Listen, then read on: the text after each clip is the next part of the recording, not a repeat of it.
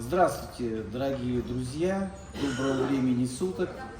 Рядом со мной человек-легенда, человек, который всю свою жизнь посвятил здоровому образу жизни, и человек, которого знает столько людей в мире, что я даже затрудняюсь сказать, наверное, половина планеты. Это Геннадий Петрович Малахов. Здравствуйте, Геннадий Петрович. Доброго здоровья. Геннадий Петрович, вот когда вы сказали «доброго здоровья», у меня аж мурашки по коже, потому что мы так привыкли одно время слышать вас по телевизору, по Первому каналу, и честно говоря, всегда поражал ваш вот такой неподдельный оптимизм. Все мы люди, да, и у всех у нас разное здоровье. Вот вы помогали очень многим это здоровье приводить к норме, давали какие-то полезные советы. Другое дело, что каждый человек должен сам для себя выбирать, что ему подходит, а что нет. Вот скажите, пожалуйста, когда к вам пришла идея взяться за перо и написать первую книгу? Потому что, наверное, первая книга самая сложная, или нет? Как вот это было? Ну, это было давно. Конечно. И это была первая такая брошюрочка, где я отразил свой личный опыт и то, что я прошел, то, что мне помогло. Я написал такую брошюрочку, как бы кратенькое руководство под названием «Целительные силы». И издал ее сам в 1991 году. А написал где-то года за два раньше. Ну, оно у вас как бы легко шло, или вы все-таки немножко думали, как это вот какой-то составляли план? Вы же не профессиональный писатель, вы же спортсмен, человек, который вел всегда здоровый образ жизни. Вот. А как вот книга все-таки, это же немножко другое направление. А сегодня, дорогие друзья, мы еще узнаем о других увлечениях Геннадия Петровича, которых я никогда не знал. Как вот вернемся к книге, она легко писалась, или все-таки вы потратили какое-то время? Но для того, чтобы качественно написать книгу, помимо, допустим, вот я где-то там вычитал, что есть такая чистка, допустим, печени. Вот там пьешь то, пьешь это, и потом то-то получается. Но ты же ее не делал. И вот когда ты ее сделал раз, когда ты ее сделал 2, 3, 4 и почувствовал эффект, вот тогда-то начинается процесс того, что ты хочешь это изложить, хочешь это написать, хочешь это рассказать, показать. И вот как раз после того, как я прошел небольшой путь оздоровления, в те далекие годы, где-то с 1983 где-то примерно по 85 год, почувствовал эффект, у меня появилось такое желание поделиться этим. Я пошел в общество знания, правда, меня там не признали, пошел в редакцию местной газеты, а там меня поддержали. Собрались люди, и было решено сделать клуб «Бодрость», где я начал преподавать, вести его, и это еще дополнительно послужило тем, что те знания, которые ты получил, это твои знания. И, как бы сказать, твой опыт, а как это будет на людях отражаться? А когда ты ведешь клуб, люди приходят разные, с разным возрастом, как вы сказали, с разным здоровьем. И вот тут уже вот эта система начинает, будем говорить, как бы нивелироваться, подстраиваться, ты понимаешь, что надо сделать, и она начала работать великолепно. Вот это да, и пошло желание, что надо написать книжку, как это все делать, за что надо взяться в первую очередь, во вторую, и закрепить результат. Я еще, знаете, вот когда узнал, что вы живете в Ростовской области сегодня, да, и мой земляк, я из города Шахты, вот, мне прям так захотелось с вами встретиться. И когда я узнал, сейчас мы потом вернемся вот к этой теме, я хочу, чтобы у нас немножко неожиданный был разговор. Дорогие друзья, многие из вас не знают, потому что я вот лично не знал, может кто-то знает, что Геннадий Петрович пишет замечательные стихи для детей. Мы вот с моей женой Анечкой послушали вчера там вот про кошку стихотворение. Очень милое такое, прям написано красиво, искренне. Скажите, как к этому вы пришли? Как вы стали писать стихи, а потом еще и создавать музыкальные какие-то композиции? Вот это просто поразительно. Ну, стихи я писал давно, так маленькие стихи. А потом, знаете, в чем дело оказывается? Вот когда в организме много энергетики, вот это позволяет тебе, говорить, как бы лучше слышать, лучше слышать, интуиция появляется, у тебя появляется, какая-то, можно так сказать, чуйка. И ты Вдохновение начинаешь, приходит, да, какое-то дополнительное? Вдохновение, я расскажу о вдохновении, это когда вообще с тобой разговаривают, будем говорить, скажем так, высшие силы, я продемонстрирую, как это происходит, потому что они дали мне стихотворение. А так вот, будем говорить, как-то получается, иногда долго можно сочинять, иногда недолго. Вот, например, я могу такое стихотворение рассказать, которое вы, наверное, не слышали. Пожалуйста.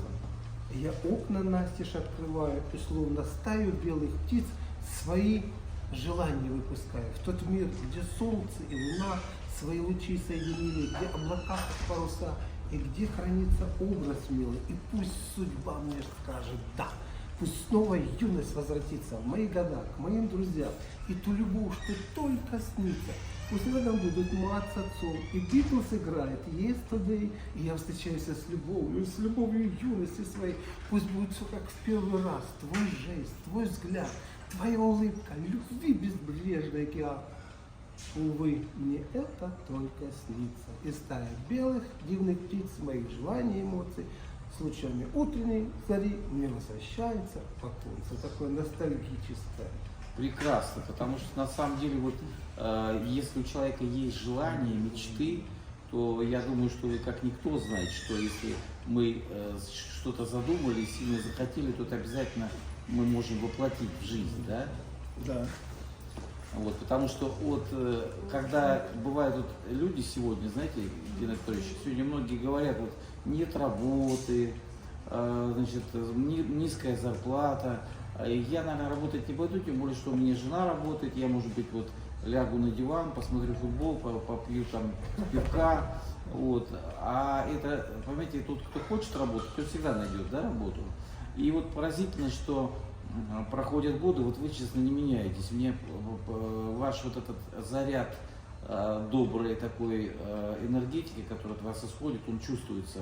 Как вам удается сохранять себя в таком прекрасном тонусе, в этом состоянии бодрости, как вы тут назвали, так по жизни у вас и пошла эта бодрость.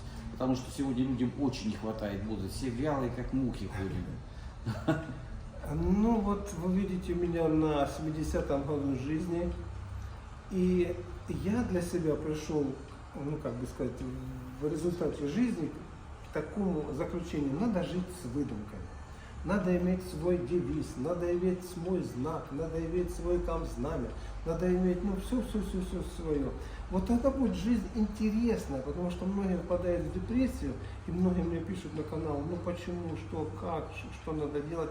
Я говорю, что такое депрессия? Это отсутствие желания жить. То есть вы не смогли там реализоваться, здесь реализоваться, там что-то не получилось, и у вас начинается апатия, начинается упадок сил и прочее. Кстати, я рассчитался в 1990 году, и я больше нигде не работаю. Я стал грести сам, поверив в себя, то, что это что я делаю, это полезно, нужно и принесет мне какой-то доход. И так и получилось. Никаких над вами начальников не было, руководителей, вы просто выбрали цель и к этой цели пошли, правильно? Она вас сама звала, наверное, за собой. Наверное. Судьба все-таки, мне кажется. Наверное, да. Это очень, вы сейчас сказали, очень правильная мысль. Знаете, у каждого человека есть какая-то конкретная мысль, как прожить свою жизнь. Это начинается глубоко с детства где-то там. И очень плохо, извините, что перебиваю, очень плохо, когда человек ошибается. И всегда надо думать, что мы делаем, потому что люди, которые плывут по течению, они не задумываются. А когда у вас случилась беда, вы после своих спортивных занятий бросили заниматься спортом, да, и у вас проявились проблемы со здоровьем серьезные, первые появились, да? Да. И тогда вы начали думать. Я всем говорю, кто болеет, там люди с инклюзией и так далее, это особенные люди, которые, у них есть возможность остановиться и подумать, а как я живу, а куда мне дальше двигаться, правильно? Правильно. И тогда вы делаете, когда вы чувствуете, что это ваше движение, это правильное движение, тогда вы свернете горы, как вот в данном случае сделали вы. Ну вот важно это не изменить самому себе. То есть вот раскрыть свой творческий потенциал. А здоровье это как раз тот фундамент, на котором все это основано. Могу еще одно интересное такое стихотворение Пожалуйста, это очень интересно. рассказать. Сейчас я возьму это, чтобы не сбиваться. Оно так начинается интересно. Начинается интересно. То есть, благодаря тому, что я вот пишу, много занимаюсь, у меня память стала намного лучше. Я практически мог бы его рассказать так, но лучше, чтобы было все, так сказать, без этого. А называется она, знаете, как интересно, когда на улице Дубай, и, как бы сказать, одно дело такое название, а другое, что оно напоминает собой очень Пушкина стихотворение. Любопытно. Сейчас я найду. Так, у меня тут много всего. А я, пока Геннадий Петрович ищет, хочу сказать, дорогие Давайте. друзья, подписывайтесь на канал Геннадия Петровича Малахова на YouTube.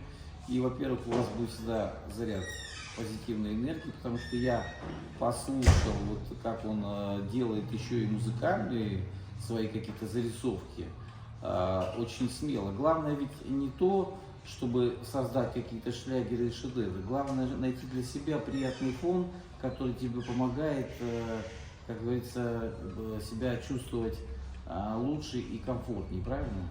А не то, что там как бы каких-то добиваться. Это же композиторы должны создавать шлягеры. А, кстати, вот ваша песня про Новый год, которую мне вы сбросили, послушать, она вообще просто такая потрясающая и очень даже подходит под праздник. Поэтому, друзья, подписывайтесь обязательно на канал Геннадия Петровича, и будет у вас хорошее настроение, это 100%. Там как раз я специально для этого сделал, то есть на канале я постарался сделать такие видосы, чтобы они поднимали настроение, такие, грубо говоря, речевки, такие настроения. Там и про рыбалку, как бы, да. все там, там есть все, в общем. Да, все, ну, как я живу, так я и, значит, и рассказываю. Так, ну тут все много с этих, что сейчас. Так. Так что там очень... И вдобавок, как я вам говорил, я надиктовал свои книги «Целительные силы». Люди могут их просто слушать.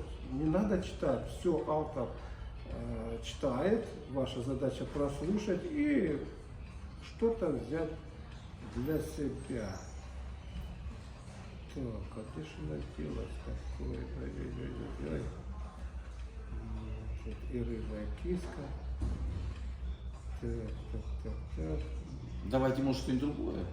Давайте другой. А если я его немножко что-то собьюсь, ничего? Ничего страшного. У нас зато вот как бы живой прямой эфир. Ага, хорошо. Вот насколько, будем говорить, у меня память. Это стихотворение сочинил давно. Вот, когда на улице Дубай, а это верно, ведь январь. Ты дома посиди, смотри в окошко, голодных птичек покорми и обылу чуть погрусти. А там весна, и все растает, и лето жаркое придет, свои проблемы принесет. Уж коль январь такой случился, в июне с моря всех жара, купаться будем до утра и тело покрывать загаром. А там дожди, ты их немного подожди, и снова холода полюбишь. В оконце на мороз глядя, чаек душистый разливая, о жизни бренной рассуждая, что хорошо и в жар, и в холод здоровье крепкое иметь, а остальное просто медь. Ее не стоит и иметь, свое здоровье тратя даром. Так будем жить и процветать, и строки любви писать, и посылать их прямо в сердце, готовые себе принять и от восторга засиять. Браво. Вот это вот, разве это не позитив? Да, длинное стихотворение, Нет, я его но запомнил. я хочу, Написано действительно, давно. ритм такой вот какой-то Да, классический, какой-то, такой да. прям. Как у Пушкина. про чаек. Я хочу еще спросить о том, вот как раз о музыке, вернемся к музыке. Да. Как вам пришло в голову вот создать для себя такой вот какой-то, поковыряться в этом телефоне или в какой-то программе и найти для себя вот этот вот нужный именно вам фон? Там вы себе и заставки делаете, и про Африку какую-то композицию мне понравилось. То есть вы буквально вот, я хочу сказать, дорогие друзья, еще раз, что мы должны всегда заниматься тем, что нам интересно. Геннадий Петрович мне нравится тем, что он ни на чем не зацикливается. Вот, допустим, сегодня одно настроение, завтра другое. Сегодня ему захотелось написать стихотворение, завтра он взял и сделал музыку. И ему хорошо, и у него как бы, он взял еще, захотел и запел, может быть. И тогда еще другое настроение. И вот этим жизнь прекрасна, своим многообразием, правильно? Да. Когда я работал на Первом канале, особенно во второй раз меня пригласили, это 2013 год, это уже «Доброго здоровья» было. И там приходило очень много композиторов, певцов, музыкантов и так далее. Я на них смотрел, думаю, ну, чем они там как бы отличаются от меня, и может они талантливые, может они еще в чем-то, может еще в чем-то. И я понял, это такие же люди, простые люди, но более целеустремленные, более потратившие много времени на самообразование музыкальное, как-никак. И вот, и думаю, ну а почему бы я там не сделал? И я, насколько для себя понял, это главное слышать вот те звуки, которые бы ты хотел воплотить, такие хорошие, чтобы это были звуки. Можно даже что-то продемонстрироваться, если хотите, я там взял. Вот. А что касается петь, я, значит, там даже ты запел, наверное, такую песню не слышали.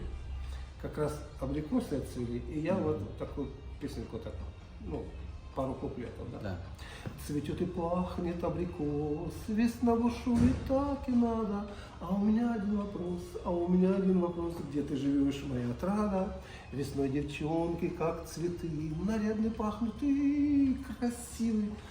Их платье словно лепестки, их платье словно васильки, и голову мою волнуют. К тебе я смело подойду, это танка, да-да-да-да-да-да. Смущение пряча за улыбкой, и за руку тебя возьму, в твои глаза я загляну, и это будет не ошибкой. Цветет и пахнет абрикос. Вот так вот. То есть, что еще важно, я понял, если знаете, люди закомплексованы. Они боятся проявить себя. Эксперименты боятся. Они вообще боятся. Они думают, а что подумают обо мне другие? Да, они многое подумают, что подумают и так далее. Пусть те думают что угодно. Ваша задача. Дело в том, что когда идет, будем говорить, вот эта мысль, энергия через вас, эмоции, а вы их раз зажали, скукошились, это уже вредно для здоровья, кстати.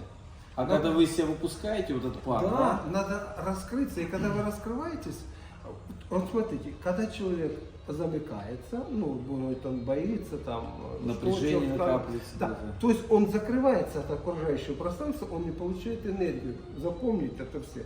Он не получает энергию из окружающей среды. А когда ты открытый, вот так вот раз, она в тебя вливается не просто животворящий поток, а вот как раз вот это вот творческие различные эти самые вибрации и так далее. Ты только успеваешь стихи писать, еще что-то сделать, еще что делать и так далее. Вот я постоянно об этом всем говорю, что особенно, знаете, вот дети с ограниченными возможностями, это ко всем людям относится. Я называю здоровых людей сегодня условно здоровых, потому что они делают вид, что здоровы, но у всех есть проблемы, которые они глубоко прячут в себе.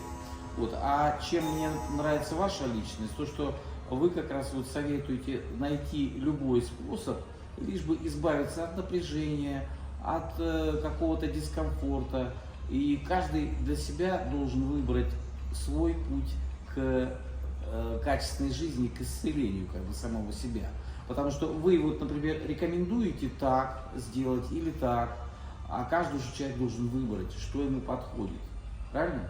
Ну, в основном, знаете, если рассматривать человека, есть, как бы сказать, несколько таких параметров основополагающих, которые должны быть в порядке. Прежде всего, как вы сказали, это эмоциональная стабильность. Она должна быть приподнята.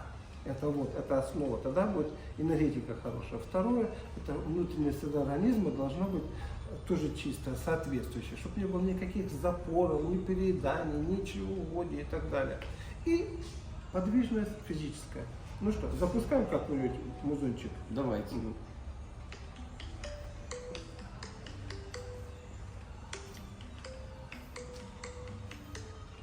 Я не знаю, будет это слышно вам или нет. Нормально, да.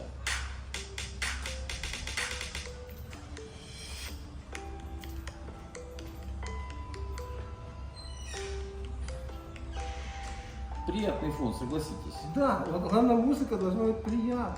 Вот мы сейчас сидим в кафе, да, и вот если такая музыка звучала, как раз она успокаивает, на что-то настраивает. Кстати, когда вот как раз люди обедают, ну часто, и такой музон какой-то идет, глупый, Напряг какой-то это, какой-то, да. да. Я говорю, да возьмите у меня музыку, чтобы это было красиво, чтобы расслаблять, ну, чтобы все было Релакс, приятно, релакс. да, приятно, чтобы все это было. Мгм. Так.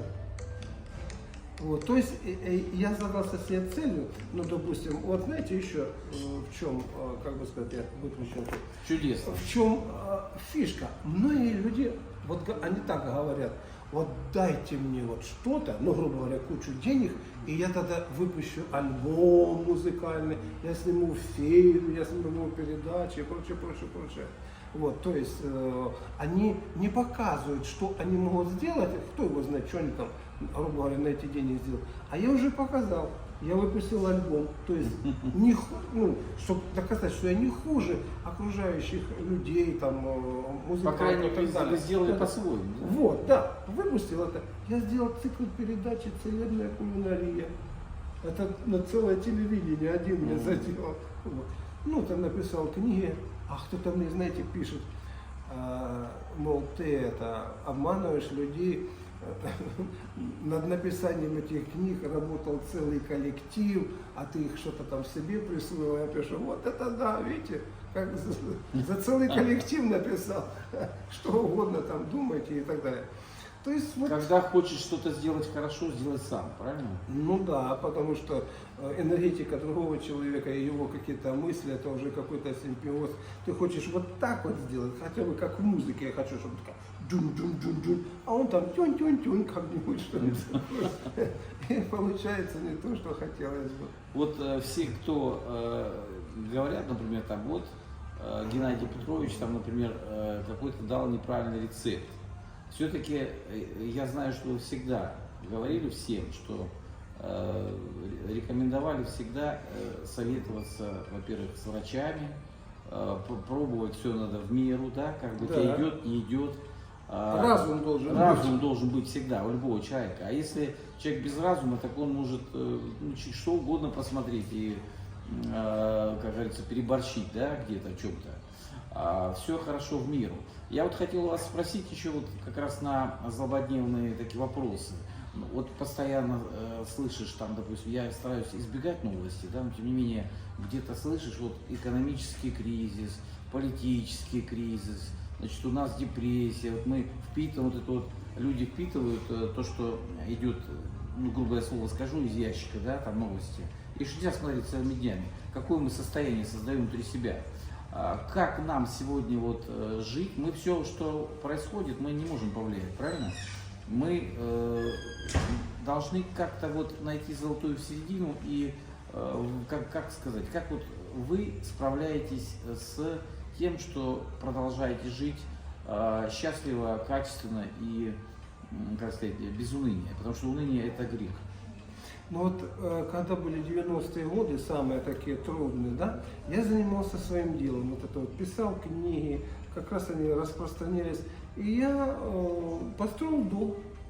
Построил дом, у меня дом хороший, у меня дом был, ну, я купил там, грубо говоря, одноэтажный домишко, который у нас там как в шахтах, такие, это. Вот, на его месте я построил трехэтажный дом, там у меня имеется спортзальчик, я там занимаюсь для себя. Вот. То есть, если вы действительно увлечены вот, своей собственной идеей, и которая вот, желательно, чтобы она созвучна данному времени была, что получится, что вот опять-таки, если взять 90-е годы, что вроде бы с одной стороны и плохо, и разруха, но я вот как раз, и медицина тогда же она просела сильно, люди пользовались моими книгами, и в результате и они хорошо получили, и я хорошо получил, я построил дом, вот, все это такое. А они, значит, кто вот занимался вдумчиво, те получили то, что они хотели. И что я еще хочу сказать, я не просто вот занялся тем, что там разбирал рецепты или рекомендовал рецепты. Меня заинтересовал вообще феномен здоровья, на чем он основан. И я постарался копнуть так, чтобы все это с самого начального уровня и вывести науку о здоровом образе жизни, вот, чтобы она была действительно наукой. Что надо сделать в первую очередь, что во вторую. Далее, мы все разные. В чем заключается эта разность? Мне пришлось изучить науку о индивидуальной конституции. Я ее изложил, я понимаю, кто что я. Мне пришлось в свое время изучить для себя, как работает наше сознание. Сам, понимаете, оказывается, то, что имеется, да, оно как-то имеется. Но вот то, что мне надо было объяснить с самого начала, как сознание возникает. Никто же об этом не говорит, как сознание возникает. Далее, как появляются черты характера, как со всем этим работать. И я стал совсем другой личностью. И, кстати, когда вот это так интересно делаешь, вот вы тоже можете послушать. И вот смотрите, пошли стихи, не я пишу, а диктуют мне слова. Смотрите, я тайну слова постигаю, которым Бог творил миры. Оно во мне, я это знаю, чудесной, дивной красоты. Оно основа существа и заставляет сердце биться, любить, творить и верить в жизнь, что вечно, вечно, вечно длится. Его я вспомнил, произнес, и чудо дивное случилось. Свет счастья брызнул из меня, и время юности явилось. Теперь живу, люблю, творю, а слово тайное храню. Как энергетика поменялась. Да. И я хочу сказать о том, что самое главное, что мы должны у вас взять, это то, что мир вокруг нас, он всегда пребывает в гармонии. Пребываем в дисгармонии мы, но мы способны всегда себя изменить к лучшему и исправить. Вот я сегодня, повстречавшись с вами, вижу, в каком вы настроении, вы буквально светитесь изнутри и освещаете всех, кто рядом. Поэтому я вот хочу пожелать вам качественного долголетия. Пишите, творите. И, дорогие друзья, обязательно подписывайтесь на канал, еще раз повторюсь, на канал на YouTube. Малахов Геннадий Малахов. И будет вам и хорошее настроение, и добрые советы. Геннадий Анатольевич, я очень благодарен за сегодняшнюю встречу. И я еще надеюсь, что вы поучаствуете в радиопрограмме. Там мы послушаем как раз ваш альбом, ваши стихи. Это все я вам дам, и книги, Да. стихи, все там пользуйтесь. Если можете сами взять. Скажите, что бы вы возьмите. хотели пожелать вот тем, кто нас сейчас слышит? Ну, в первую очередь, конечно, фундаментально это здоровье, благосостояние, ума и прозрения. И хочется закончить, мы заканчиваем, да? Хочется закончить это вот таким стихотворением, которое опять-таки пришлось, и я его просто записал. Когда с вами буквально таки говорит Господь, я мера мироздания, и глубина, и ширина, и воплощение знаний. Я корень слов, источник жизни и миров. Я формирую бытие свою, ее, вселенной всей, источник я любви своей, которой космос заполняю. И я так живу и процветаю, буду жить и процветать. Любовь и счастье воплощать, заполнять им все миры. Где буду я? Где будешь ты? Ведь я и ты, две меры этой красоты. Браво! Это Геннадий Петрович Малахов, Виктор Тартанов. Всем хорошего настроения, будьте здоровы!